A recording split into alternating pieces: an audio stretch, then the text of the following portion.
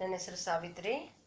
ನಾನು doctor S ಗೋಪಾಲರಾಜು ಸರ್ಕಾರಿ ಪ್ರಥಮ ದರ್ಜೆ ಕಾಲೇಜು ಆನೇಕಲ್ ಇತಿಹಾಸ ವಿಭಾಗದ ಸಹಾಯಕ ಪ್ರಾಧ್ಯಾಪಕರಾಗಿ ಕರ್ತವ್ಯ ನಿರ್ವಹಿಸ್ತಿದ್ದೀನಿ.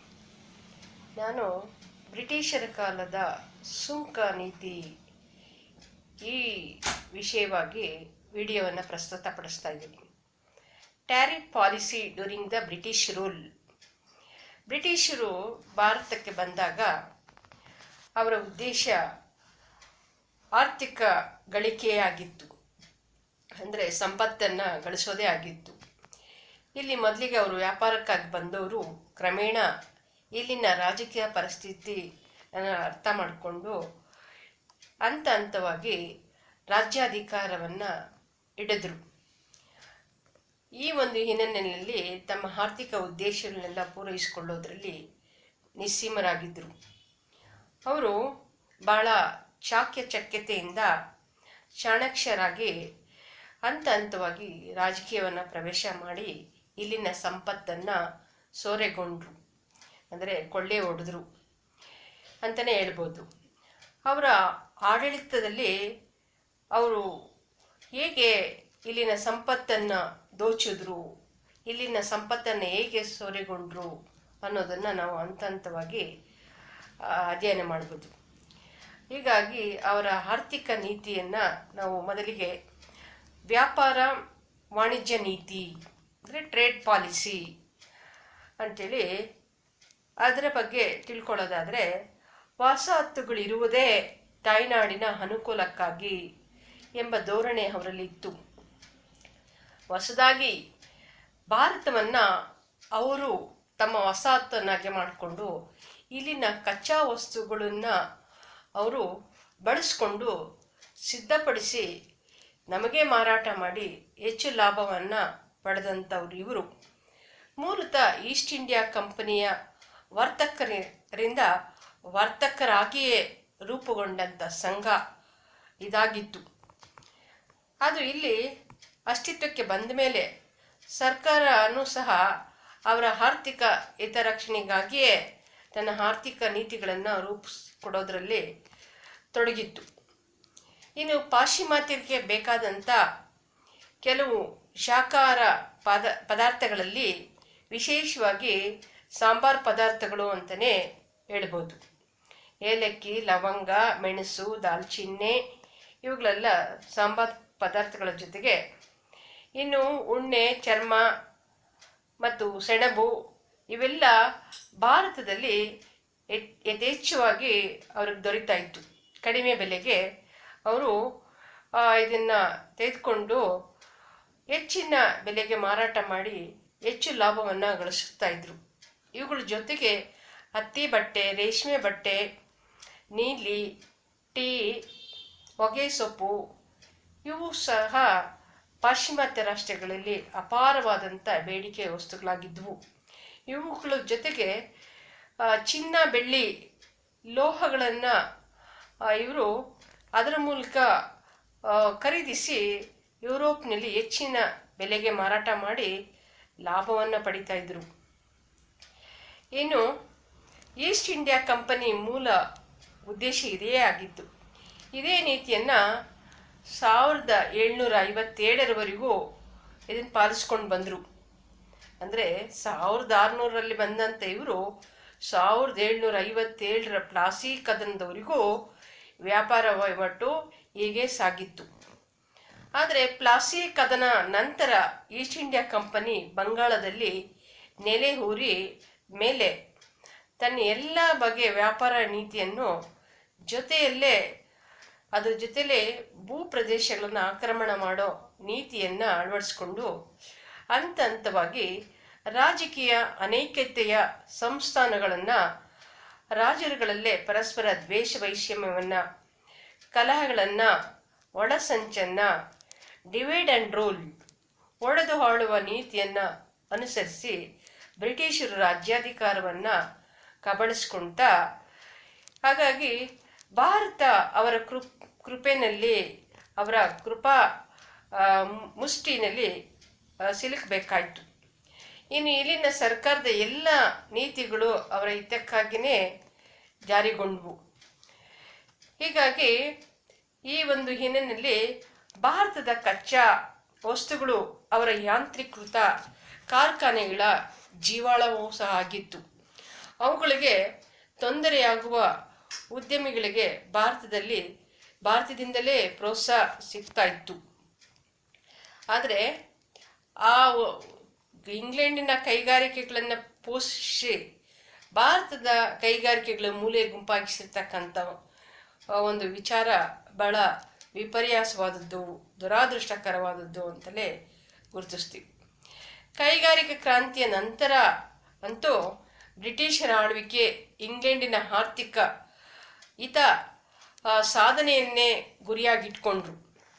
ಇಂಗ್ಲೆಂಡಿನ ಕಾರ್ಖಾನೆಗಳಿಗೆ ಅತ್ಯಂತ ಅವಶ್ಯಕವಾದಂಥ ಕಚ್ಚಾ ವಸ್ತುಗಳ ಬೇಡಿಕೆಯನ್ನು ಪೂರೈಸುವುದರಲ್ಲೇ ತೊಡಗಿಸ್ಕೊಂಡ್ರು.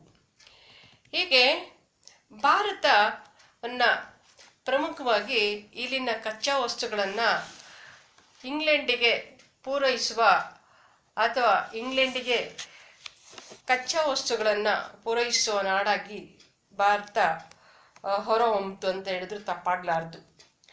ಈ ಹಿನ್ನೆಲೆಯಲ್ಲಿ ಇಲ್ಲಿನ ಕೃಷಿ ಇರ್ಬೋದು, ವ್ಯಾಪಾರ, ವಾಣಿಜ್ಯ ಮತ್ತು ಕೈಗಾರಿಕೆಗಳು ಹಾಗೂ ಸಾರಿಗೆ ಸಂಪರ್ಕಗಳೂ ಸಹ ಅವರ ಅನುಕೂಲಕ್ಕಾಗಿಯೇ ಮಾಡಿಕೊಂಡ್ರು.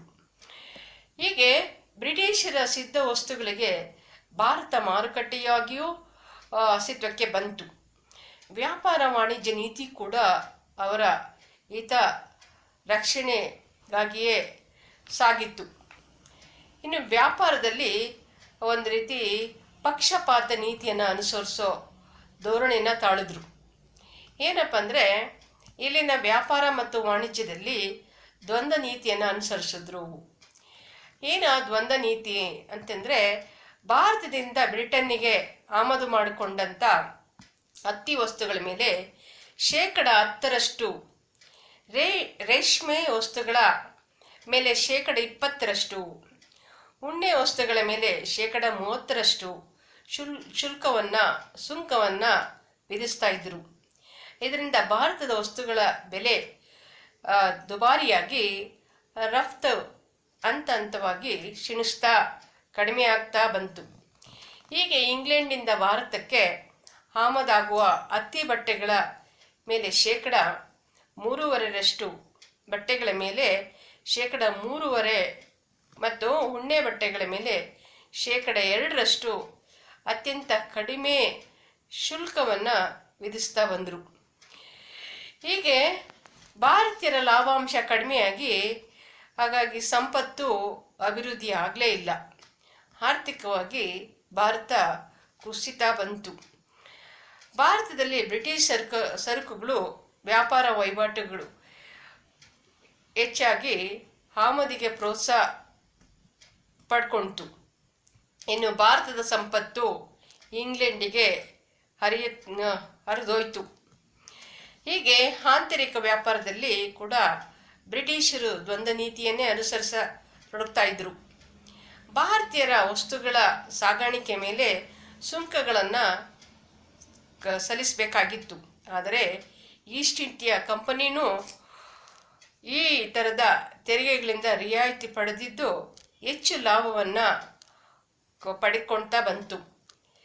ಬ್ರಿಟಿಷ್ ಖಾಸಗಿಯ ವರ್ತಕರು ಸಹ ತೆರಿಗೆ ವಿನಾಯಿತಿಯನ್ನು ಪಡ್ಕೊಂಡು ಹೆಚ್ಚು ಲಾಭವನ್ನು ಗಳಿಸಿದ್ರು. ಹೀಗೆ ಈ ಪರಿಸ್ಥಿತಿನಲ್ಲಿ ಕಚ್ಚಾ ವಸ್ತುಗಳ ರಫ್ತು ಮತ್ತು ಸಿದ್ಧ ವಸ್ತುಗಳ ಆಮದು ಹೆಚ್ಚಳ ಆಗ್ತಾ ಬಂತು. ಉದಾಹರಣೆಗೆ 19ನೇ ಶತಮಾನದ ಪ್ರಾರಂಭದಲ್ಲಿ ಮಿಲಿಯನ್ ಪೌಂಡ್ ಇದ್ದ ಕಚ್ಚಾ ಹತ್ತಿಯ ರಫ್ತು ಕೊನೆಯ ವೇಳೆಗೆ 90 ಮಿಲಿಯನ್ ಪೌಂಡ್ಗೆ ಹೆಚ್ಚಳ ಆಯಿತು. ಕಚ್ಚಾ ಉಣ್ಣೆ 2,000 ಪೌಂಡ್ನಿಂದ ಹಿಡಿದು 3 ಲಕ್ಷ ಪೌಂಡ್ಗಳಿಗೇರಿತು. ಹೀಗಾಗಿ ಭಾರತದ ವ್ಯಾಪಾರ ಸಮತೋಲನವನ್ನು ಕಾಯ್ದುಕೊಳ್ಳದೆ ಏರುಪೇರು ಉಂಟಾಯಿತು. ಇಂಗ್ಲೆಂಡಿಗೆ ರಫ್ತಾಗ್ತಾ ಇದ್ದಂಥ ಭಾರತದ ಸಕ್ಕರೆ ಮೇಲೆ ಹೆಚ್ಚಿನ ತೆರಿಗೆಯನ್ನು ವಿಧಿಸ್ತಾ ಬಂದರು. ಆದರೆ ವೆಸ್ಟ್ ಇಂಡೀಸ್ ಸಕ್ಕರೆ ಮೇಲೆ ಸುಂಕವನ್ನು ಕಡಿಮೆ ಮಾಡಿದರು. ಇದರಿಂದ ಭಾರತದ ರಫ್ತು ಮತ್ತು ಆದಾಯ ಕುಸಿತ ಬಂತು. ತಮ್ಮ ಕಾರ್ಖಾನೆಗಳಿಗೆ ಅಗತ್ಯ ಇದ್ದ ವಾಣಿಜ್ಯ ಬೆಳೆಗಳನ್ನು ಬೆಳೆಯುವಂತೆ ಒತ್ತಾಯಿಸಿದ್ರ ಜೊತೆಗೆ ಆಹಾರ ಧಾನ್ಯಗಳು ಅಭಾವವನ್ನು ಸೃಷ್ಟಿಸಿದರು. ಒಟ್ಟಿನಲ್ಲಿ ಅವರು ಆರ್ಥಿಕ ಕ್ಷೇತ್ರದಲ್ಲಿ ಅಳವಡಿಸಿಕೊಂಡಂಥ ದ್ವಂದ್ವ ನೀತಿ ಭಾರತೀಯರಿಗೆ ಮಾರಕವಾಗಿ ಇಂಗ್ಲೆಂಡು ಅಭಿವೃದ್ಧಿ ಹೊಂದ್ತಾ ಬಂತು. ಇನ್ನು ಏಕಸ್ವಾಮ್ಯ ನೀತಿ, ಮೊನೋಪಲೈಸ್ಡ್ ಪಾಲಿಸಿ, ಭಾರತದಲ್ಲಿ ಬ್ರಿಟಿಷ್ ಆಳ್ವಿಕೆ ಸ್ಥಾಪಿಸಿದಂಥ ಒಂದು ಹಿರಿಮೆ ವ್ಯಾಪಾರಿ ಸಂಸ್ಥೆಯಾದಂಥ ಈಸ್ಟ್ ಇಂಡಿಯಾ ಕಂಪನಿಗೆ ಸೇರಿದ್ದಾದ್ರೂ ಬ್ರಿಟಿಷ್ ಪಾರ್ಲಿಮೆಂಟ್ನಿಂದ ಭಾರತದೊಂದಿಗೆ ವ್ಯಾಪಾರ ಸೌಮ್ಯದ ಹಕ್ಕನ್ನು ಕಂಪನಿ 1600ರಲ್ಲೇ ಗಿಟ್ಟಿಸ್ಕೊಂಡಿತು. ಇದೇ ಹಕ್ಕನ್ನು ಅದು 1813ರವರೆಗೂ ಪಡ್ಕೊಂಡಿತು. ಈ ಏಕಸ್ವಾಮ್ಯದ ವ್ಯಾಪಾರದ ಅಡಿನಲ್ಲಿ ಹತ್ತಿ, ಮಸ್ಲಿನ್ ಬಟ್ಟೆ, ರೇಷ್ಮೆ, ಉಣ್ಣೆ, ಇಂಡಿಗೋ, ಹೊಗೆಸೊಪ್ಪು, ಸೆಣಬು, ಉಪ್ಪು, ಸಕ್ಕರೆ ಈ ಥರದ ಮೊದಲಾದಂಥ ಸರಕುಗಳ ವಹಿವಾಟುಗಳಿಂದ ಕಂಪನಿಗೆ ಅತ್ಯಂತ ಹೆಚ್ಚಿನ ಲಾಭ ಗಳಿಸ್ತಾ ಇತ್ತು. ಇನ್ನು ಅಫೀಮಿನ ವ್ಯಾಪಾರವನ್ನು ಚೀನಾದೊಂದಿಗೆ ಮಾಡೋ ಒಂದು ಏಕಸ್ವಾಮ್ಯವನ್ನು ಸಹ ಕಂಪನಿ ಪಡ್ಕೊಂಡಿತ್ತು. ಇನ್ನು ಉಪ್ಪಿನ ಏಕಸ್ವಾಮ್ಯವನ್ನು ಪಡೆದಂಥ ಕಂಪನಿ ಒಂದು ಮಣ ಉಪ್ಪಿಗೆ 50 ರೂಪಾಯಿ ತೆರಿಗೆಯನ್ನು ವಿಧಿಸಿ ಹೆಚ್ಚಿನ ಸಂಪತ್ತನ್ನು ಗಳಿಸ್ತಾ ಇತ್ತು. ಬಾಂಬೆ, ಕಲ್ಕತ್ತಾ, ಮಂಗಳೂರು, ಸೂರತ್ ಈ ಥರದ ಪ್ರದೇಶಗಳಲ್ಲಿ ಏನು ಅಭಿವೃದ್ಧಿಗೊಂಡಂಥ ಭಾರತದ ನೌಕಾ ಉದ್ಯಮದ ಮೇಲೂ ಸಹ ಕೆಲವೊಂದು ನಿರ್ಬಂಧಗಳನ್ನು ಹೇರಿ ಬ್ರಿಟಿಷ್ ನೌಕಾ ಉದ್ಯಮಕ್ಕೆ ಹೆಚ್ಚಿನ ಪ್ರೋತ್ಸಾಹವನ್ನು ಕೊಡ್ತಾ ಬಂದರು. ಆಗಿನ ಒಂದು ಯುದ್ಧಗಳು ಸಾಕಷ್ಟು ವೆಚ್ಚದಿಂದಾಗಿ ಕಂಪನಿ ಷೇರುದಾರರಿಗೆ ಡಿವಿಡೆಂಟ್ ಕೊಡುವಲ್ಲಿ ವಿಳಂಬ ಆಗ್ತಾ ಇದ್ದಿದ್ರೂ ಈ ಆರ್ಥಿಕ ಮುಗ್ಗಟ್ಟನ್ನು ನಿವಾರಿಸಿಕೊಳ್ಳೋದಕ್ಕೆ ಕಂಪನಿ ಬ್ರಿಟಿಷ್ ಸರ್ಕಾರದಲ್ಲಿ 1806ರಲ್ಲಿ ಸಾಲಕ್ಕೆ ಬೇಡಿಕೆ ಇಟ್ಟು ಅದನ್ನು ಪೂರೈಸಿಕೊಂಡಿತು. ಇನ್ನು ಏಕಸ್ವಾಮ್ಯ ರದ್ದಿಗೆ ಒತ್ತಾಯವನ್ನು ಮಾಡಿದ್ರು. ಇಂಥ ಸಂದರ್ಭದಲ್ಲಿನೇ ಇತರೆ ಬ್ರಿಟಿಷ್ ವರ್ತಕರು ಮತ್ತು ವ್ಯಾಪಾರಿ ಏಜೆನ್ಸಿಗಳು ಕೂಡ ಮುಕ್ತ ವ್ಯಾಪಾರ ನೀತಿ ಜಾರಿಗಾಗಿ ಒತ್ತಾಯಿಸಿದ್ವು. ಉದಾಹರಣೆಗೆ ಫಾರ್ಮರ್ ಅಂಡ್ ಕಂಪನಿ ಮತ್ತು ಪೆರಿಲಾಸ್ ಅಂಡ್ ಕಂಪನಿ ಪಾರ್ಲಿಮೆಂಟ್ನಲ್ಲಿ ಒತ್ತಡ ತಂದವು. ಅನಂತರ ಲಾರ್ಡ್ ಸ್ಯಾಲಿಸ್ ಬರಿ ಭಾರತದ ಸೆಕ್ರೆಟರಿ ಆಫ್ ಸ್ಟೇಟ್ ಆಗಿದ್ದಂಥ ಭಾರತದಿಂದ ಇಂಗ್ಲೆಂಡಿಗೆ ಬರೋ ಸರಕುಗಳ ಮೇಲಿನ ಆಮದು ತೆರಿಗೆಗಳನ್ನು ಮಾತ್ರ ಕೈ ಬಿಡಬೇಕು ಅಂತೇಳಿ ಒತ್ತಾಯಿಸಿದರು.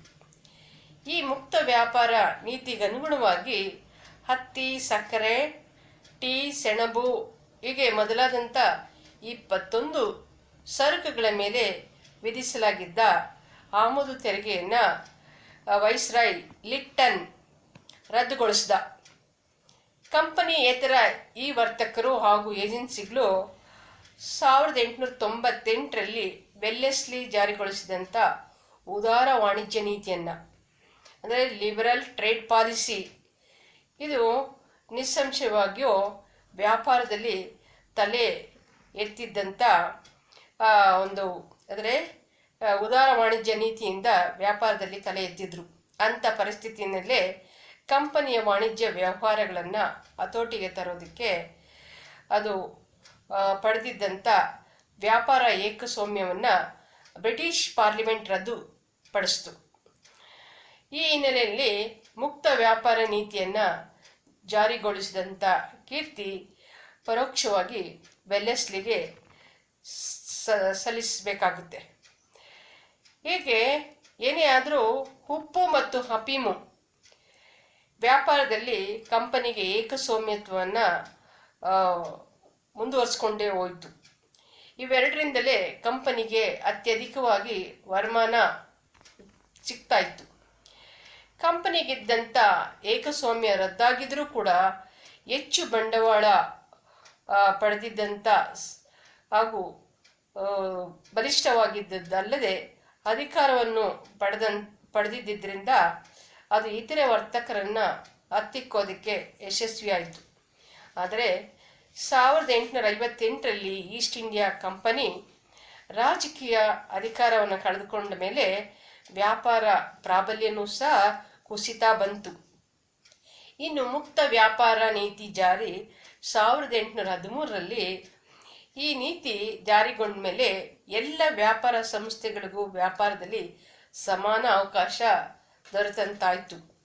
ಆದರೆ ಈಸ್ಟ್ ಇಂಡಿಯಾ ಕಂಪನಿ ಆಗ ಭಾರತದಲ್ಲಿ ಸರ್ಕಾರ ನಡೆಸ್ತಾ ಇದ್ದಿದ್ದರಿಂದ ಹಣಕಾಸಿನ ವಹಿವಾಟೆಲ್ಲ ಕೆಲವೆಡೆ ತನಗೆ ಅನುಕೂಲಕರ ಆಗುವಂತೆ ಕಾನೂನುಗಳನ್ನು ರಚಿಸಿಕೊಂಡ್ರು. ಹೀಗೆ ಮುಕ್ತ ವ್ಯಾಪಾರಿಗಳಿಗೆ ಅಡ್ಡಿ ಆತಂಕಗಳನ್ನು ಒಡ್ತಾ ಬಂತು. ಕಾರಣ ಈಸ್ಟ್ ಇಂಡಿಯಾ ಕಂಪನಿ ವ್ಯಾಪಾರದ ಜೊತೆಗೆ ಭಾರತದ ಬೇರೆ ಬೇರೆ ಕಡೆಗಳಲ್ಲಿ ಬೇರೆ ಬೇರೆ ಪ್ರಾಂತ್ಯಗಳಲ್ಲಿ ಅಂದರೆ ಬಿಹಾರ ಬಂಗಾಳ ಪ್ರೆಸಿಡೆನ್ಸಿ ಇರ್ಬೋದು, ಉತ್ತರ ಪ್ರದೇಶ, ಹಾಗೆ ಬಾಂಬೆ ಮತ್ತು ಮದ್ರಾಸ್ ಪ್ರೆಸಿಡೆನ್ಸಿಗಳಲ್ಲೂ ಸಹ ಆಡಳಿತವನ್ನು ನಿರ್ವಹಿಸಿಕೊಳ್ತಾ ಬಂತು.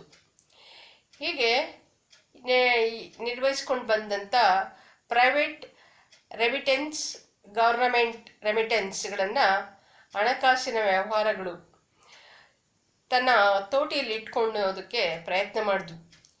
ಮುಕ್ತ ವ್ಯಾಪಾರದ ನೀತಿಗೆ ಅನುಗುಣವಾಗಿ ಆಮದು ಸುಂಕ ಮತ್ತು ರಫ್ತು ಸುಂಕಗಳನ್ನು ರದ್ದುಗೊಳಿಸಿ ಬಂಡವಾಳ ಹೂಡಿಕೆಗೆ ಇಂಗ್ಲೆಂಡ್ ಹಾಗೂ ಭಾರತದಲ್ಲೂ ಮುಕ್ತ ಅವಕಾಶ ಕೊಡಲಾಯಿತು. ಇದರೆಲ್ಲದರ ಪರಿಣಾಮವಾಗಿ ಭಾರತದಿಂದ ಸೆಣಬು, ರೇಷ್ಮೆ, ಉಣ್ಣೆ, ಹತ್ತಿ, ಇಂಡಿಗೋ ಹಾಗೂ ಎಣ್ಣೆಕಾಳು ಈ ಮೊದಲಾದಂಥ ದವಸ ಧಾನ್ಯಗಳು, ಅದರ ಜೊತೆಗೆ ಟೀ, ಕಾಫಿ, ಹೊಗೆ ಸೊಪ್ಪು ಇವೆಲ್ಲ ರಫ್ತನ್ನು ಹೆಚ್ಚಿಸ್ತು. ಅಂದರೆ ರಫ್ತನ್ನು ಸುಮಾರು 4 ಪಟ್ಟು ಹೆಚ್ಚಳ ಮಾಡಿತು. ಅದು ರಫ್ತು ಮಾಡಿರ್ತಕ್ಕಂಥ ಒಂದು ಅಂಕಿ ಸಂಖ್ಯೆಗಳನ್ನು ನೋಡೋದಾದರೆ 1820ರಲ್ಲಿ ಹತ್ತಿ ಬೆಳೆಯ ಒಂದು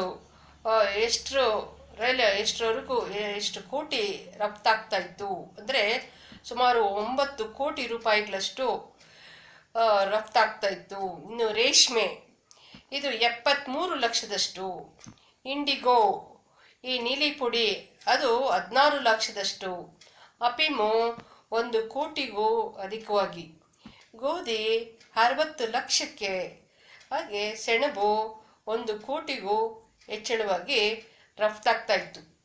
ಇನ್ನು 1880ರಲ್ಲಿ ಎಣ್ಣೆ ಬೀಜ 6 ಕೋಟಿಯಷ್ಟು ರಫ್ತಾಗ್ತಾ ಇತ್ತು.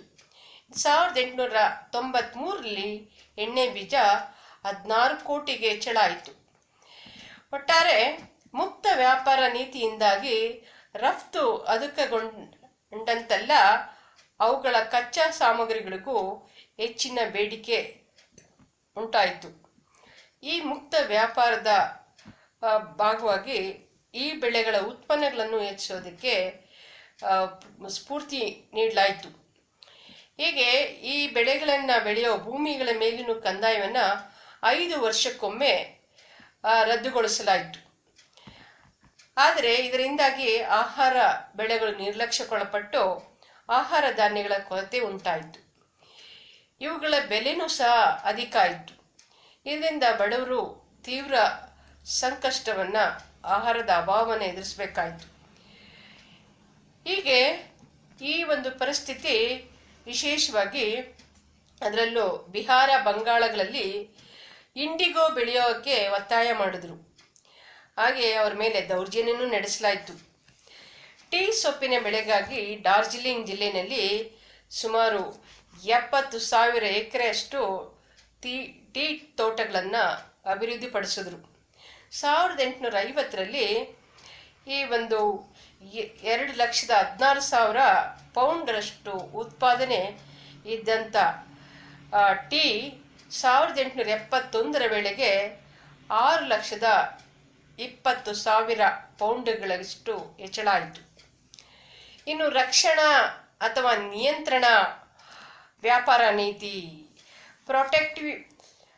ಪ್ರೊಟೆಕ್ಟಿವಿಟಿ ಟ್ರೇಡ್ ಪಾಲಿಸಿ. 1830ರಲ್ಲಿ ಮುಕ್ತ ವ್ಯಾಪಾರದ ಪರಿಣಾಮವಾಗಿ ಭಾರತದಿಂದ ರಫ್ತು ಹೆಚ್ಚಾದಂತೆ ಅಧಿಕ ಹಣ ಇಂಗ್ಲೆಂಡ್ನಿಂದ ಭಾರತದ ಬ್ರಿಟಿಷ್ ವರ್ತಕರಿಗೆ ಚಿನ್ನ ಬೆಳ್ಳಿ ಹರಿದು ಬಂತು. ಹಾಗೆ ಇದು ಪರೋಕ್ಷವಾಗಿ ಬ್ರಿಟಿಷರ ವರಮಾನನೇ ಆಗಿತ್ತು. ಆದರೂ ಕೂಡ ಇಂಗ್ಲೆಂಡ್ನಲ್ಲಿದ್ದಂಥ ವರ್ತಕರು ತಮ್ಮ ದೇಶದ ರಫ್ತುಗಳನ್ನು ಜವಳಿ, ಕೈಗಾರಿಕೋತ್ಪನ್ನ ಇವುಗಳನ್ನು ಹೆಚ್ಚಿಸೋದಕ್ಕೆ ತೊಡಗಿದ್ರು. ಆಮದು ಮೇಲಿನ ಹೆಚ್ಚಿನ ತೆರಿಗೆಯನ್ನು ವಿಧಿಸೋದಕ್ಕೆ ಸರ್ಕಾರದಲ್ಲಿ ಒತ್ತಾಯ ತಂದರು. ಒಟ್ಟಾರೆ ಭಾರತದ ಸಿದ್ಧ ಉಡುಪುಗಳಿಗೆ ಇಂಗ್ಲೆಂಡ್ನಲ್ಲಿ ಅದನ್ನು ನಿಷೇಧ ಮಾಡಿದ್ರು. 1700ರ ಆರಂಭದಲ್ಲಿ ಬ್ರಿಟಿಷ್ ಸಂಸತ್ 2 ಶಾಸನವನ್ನು ಜಾರಿ ಮಾಡಿತು. ಭಾರತದಿಂದ ಇಂಗ್ಲೆಂಡಿಗೆ ಆಮದು ಆಗ್ತಾ ಇದ್ದ ಹತ್ತಿ ಮತ್ತು ರೇಷ್ಮೆ ಬಟ್ಟೆಗಳನ್ನು ಇಂಗ್ಲೆಂಡ್ನಲ್ಲಿ ಬಳಸಬಾರದು ಅಂತಲೂ ಪ್ರಕಟಣೆಗಳನ್ನು ಹೊರಡಿಸಿದ್ರು. ಅಲ್ಲದೆ ಮತ್ತೊಂದು ಶಾಸನ ಏನಪ್ಪ ಅಂದರೆ, ಭಾರತದ ರಫ್ತುಗಳ ಮೇಲೆ ತೆರಿಗೆಗಳನ್ನು ಹೆಚ್ಚಿಸಿ ಅದಕ್ಕೂ ಸಹ ಅಡ್ಡಿಯನ್ನು ಪಡಿಸಿದ್ರು. ಹೀಗಾಗಿ ಭಾರತೀಯ ವಸ್ತುಗಳ ಬೆಲೆ ದುಬಾರಿಯಾಯಿತು. ಇಂಗ್ಲೆಂಡಿನ ಆಮದಿನ ಮೇಲೆ ಸುಂಕ ಹೆಚ್ಚಳ. 1769ರಲ್ಲಿ ಈಸ್ಟ್ ಇಂಡಿಯಾ ಕಂಪನಿಯ ನಿರ್ದೇಶಕ ಮಂಡಳಿ ಭಾರತ ಇಂಗ್ಲೆಂಡಿಗೆ ಕಚ್ಚಾ ಹತ್ತಿ ರೇಷ್ಮೆಯನ್ನು ಮಾತ್ರ ಕಳಿಸಬೇಕೇ ಹೊರತು ಸಿದ್ಧಗೊಂಡ ರೆಡಿಮೇಡ್ ಬಟ್ಟೆಗಳನ್ನಲ್ಲ ಅಂತೇಳಿ ಎಚ್ಚರಿಸಿತು. ತಮ್ಮ ದೇಶದಿಂದ ರಫ್ತು ಅಧಿಕಗೊಳಿಸಿ ಆಮದನ್ನು ಕಡಿಮೆ ಮಾಡಿಕೊಳ್ಳುವುದು ಬ್ರಿಟಿಷರ ವಾಣಿಜ್ಯ ನೀತಿಯಾಗಿತ್ತು ಅಂತೇಳಿದ್ರೂ ತಪ್ಪಾಗಲಾರದು. ಇದು ನಿರ್ಬಂಧಿತ ವ್ಯಾಪಾರವೂ ಸಹ ಆಗಿತ್ತು. ಹಾಗಾಗಿ ಬ್ರಿಟಿಷ್ ಸರ್ಕಾರ ತನ್ನ ಆಮದಿನ ಮೇಲೆ ಸುಂಕಗಳನ್ನು ಹೆಚ್ಚಿಸಿ ರಫ್ತು ಮೇಲೆ ತೆರಿಗೆಗಳನ್ನು ಕಡಿಮೆ ಮಾಡ್ತಾ ಹೋಯಿತು. ಇದನ್ನು ರಕ್ಷಣಾ ಅಥವಾ ಪ್ರೊಟೆಕ್ಟಿವಿಟಿ ಟ್ರೇಡ್ ಪಾಲಿಸಿ ಅಂತಲೇ ಕರೆದರು. ಇನ್ನು ಇಂಗ್ಲೆಂಡಿನ ರಫ್ತಿಗೆ ಪ್ರೋತ್ಸಾಹ ನೀಡೋದೇ ಈ ನೀತಿಯ ಉದ್ದೇಶ ಆಗಿತ್ತು. 1833ರ ವೇಳೆಗೆ ಇಂಗ್ಲೆಂಡ್ನಿಂದ ಭಾರತಕ್ಕೆ 1.5 ಕೋಟಿ ರೂಪಾಯಿಗಳಷ್ಟಿದ್ದಂಥ ರಫ್ತು ಅದರ ಪ್ರಮಾಣ 3.5 ಕೋಟಿಗಷ್ಟು ಹೆಚ್ಚಳ ಆಯಿತು. 1850ರ ವೇಳೆಗೆ 10 ಕೋಟಿಗೂ 1864ರ ವೇಳೆಗೆ ಅದು 4 ಪಟ್ಟು ಹೆಚ್ಚಳ ಆಯಿತು. ಇಂಗ್ಲೆಂಡಿನ ನಯವಾದಂಥ ಮಿಲ್ ಬಟ್ಟೆ ಭಾರತದ ಹಳ್ಳಿಗೂ ತಲುಪುವಂತಾಯಿತು. ಪರಿಣಾಮವಾಗಿ ಭಾರತದ ಕೈಮಗ್ಗದ ಬಟ್ಟೆಗಳಿಗೆ ಬೇಡಿಕೆ ಕಡಿಮೆ ಆಗ್ತಾ ಬಂತು. ಹಾಗಾಗಿ ಗೃಹ ಕೈಗಾರಿಕೆಗಳು ಅವು ನಶಿಸ್ತಾ ಹೋದವು. ಕೊನೆಯದಾಗಿ ಇಂಗ್ಲೆಂಡಿನ ಕಾರ್ಖಾನೆಗಳಿಗೆ ಅಡ್ಡಿ ಉಂಟಾಗದಂತೆ ಕ್ರಮವನ್ನು ವಹಿಸಿದರು. ಬ್ರಿಟನ್ನಿನ ಯಾವುದೇ ಕಾರ್ಖಾನೆ ಅಥವಾ ಉದ್ಯಮಿಗಳಿಗೆ ತೊಂದರೆಯಾಗದಂತೆ ಕಾರ್ಖಾನೆಗಳನ್ನು ಭಾರತದಲ್ಲಿ ಪ್ರಾರಂಭವಾಗೋದಕ್ಕೆ ತೆರೆಯುವಂತಿರಲಿಲ್ಲ. ಹಾಗೇನಾದರೂ ಪ್ರಾರಂಭಿಸಿದರೆ ಭಾರತದಿಂದ ಇಂಗ್ಲೆಂಡಿನ ಕಾರ್ಖಾನೆಗಳಿಗೆ ಅಗತ್ಯವಿದ್ದ ಕಚ್ಚಾ ಸಾಮಗ್ರಿಗಳನ್ನು ಕಡಿತಗೊಳಿಸುತ್ತಾ ಬಂದರು. ಹೀಗಾಗಿ ಅವರ ಕೈಗಾರಿಕಾ ರಕ್ಷಣಾ ನೀತಿಯ ಮತ್ತೊಂದು ಅಂಶ ಇದಾಗಿತ್ತು.